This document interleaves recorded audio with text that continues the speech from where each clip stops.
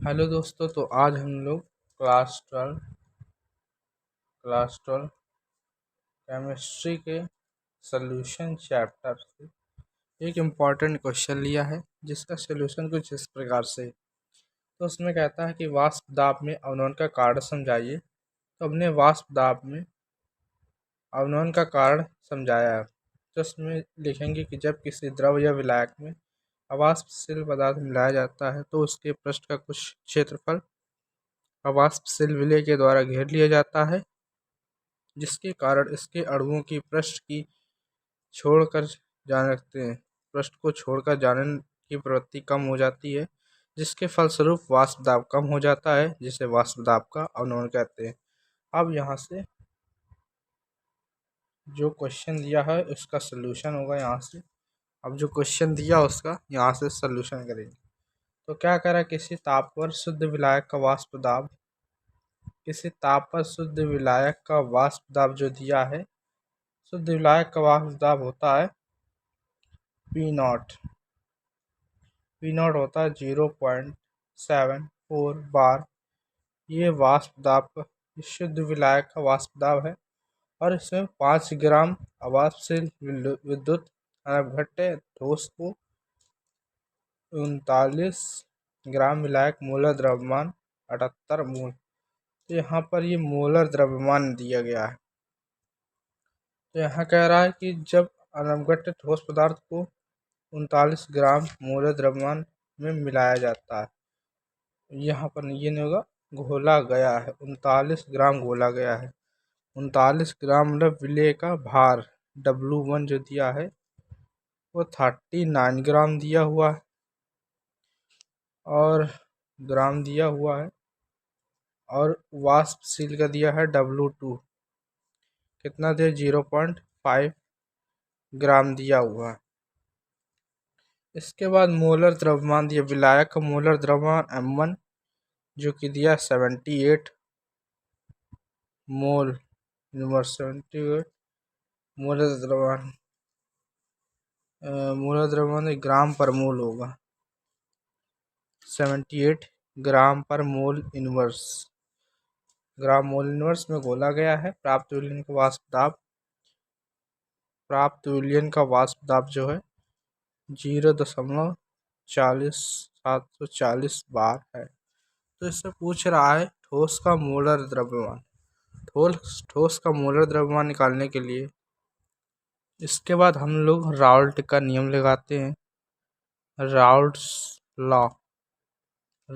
Rule कह सकते हैं। राउल्ट का नियम लगाएंगे। इसमें क्या कहता है, राउल्ट के नियम के अनुसार लिखेंगे यहाँ पर, राउल्ट के नियम के अनुसार क्या है, राउल्ट के नियम अनुसार शुद्ध विलायक का वाष्प दाब और विलायक का वाष्प दाब P0 upon PS, P0 minus PS upon P0 जो कि है मोल प्रभाज विलेय के मोल प्रभाज के बराबर होता है। विलेय के मोल प्रभाज के बराबर होता है, मतलब P0 माइनस PS जो है P0 बराबर। अब यहाँ पर हो जाएगा विलेय का मोल प्रभाज। वैसे तो मैं आपको यहाँ पर डिस्कशन कर देता हूँ कि जो विलेय का मोल प्रभाज होता है Na प्लस Nb होता है। तो यहाँ पर जो Nb है, यहाँ पर Nb upon Na plus Nb, और यहाँ पर जो Na प्लस Nb है वो Na के बराबर हो जाता है। Na के बराबर क्यों हो जाता है, क्योंकि जो राउल्ट का नियम होता है विलेय, ये राउल्ट का नियम होता है, ये तनु विलयन पर लागू होता है, तनु विलयन पर लागू होता है। तो राउल्ट का नियम जो होता है तनु विलयन पर लागू होता है। जब तनु विलयन पर लागू होता है तो Na प्लस Nb का मान Na हो जाता है। तो यहाँ पर Nb अपॉन Na,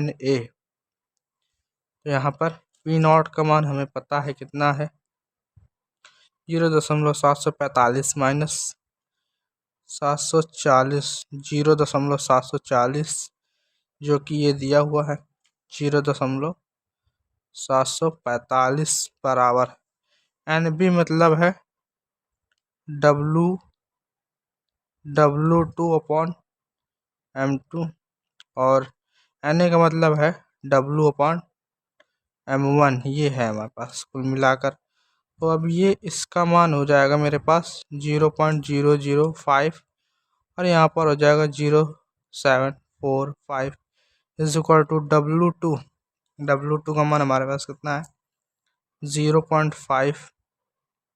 इसको ऊपर लिख लेना आप। और M2 का मान कितना दिया हुआ, M2 का मान फाइंड करना है और इसको ऊपर ले जाएंगे तो M1 हो जाएगा। M1 का मतलब है 78, 78। और यहाँ पर W1 का मान दिया 39, 39 2 78 होता है। तो ये 5, ये 2.5 ये मिलके 1 हो जाएगा, दोनों गुणा होंगे तो 1 हो जाएगा।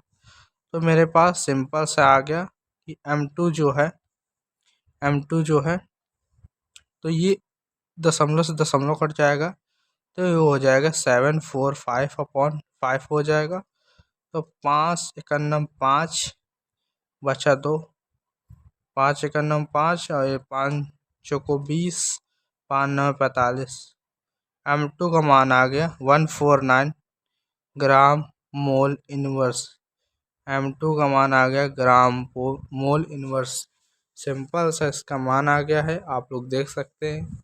यदि आपको वीडियो अच्छा लगा हो तो लाइक करें, सब्सक्राइब करें। धन्यवाद।